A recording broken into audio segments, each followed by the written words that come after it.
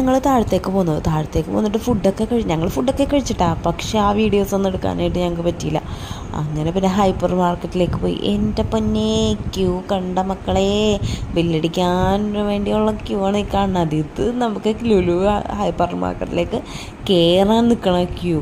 എൻ്റെ പൊന്നോ, ഈ ക്യൂ കണ്ടപ്പോൾ തന്നെ ഞങ്ങളെ ഓഫറാണല്ലോ, പിന്നെ എങ്ങനെ വാങ്ങിക്കാണ്ട് പോരും. അങ്ങനെ ഞങ്ങൾ ഉള്ളിലേക്ക് കയറിയപ്പോഴത്തേക്കും അവരുടെ കുറച്ച് കഴിഞ്ഞപ്പോഴത്തന്നെ അവരെ കാണുന്നില്ല.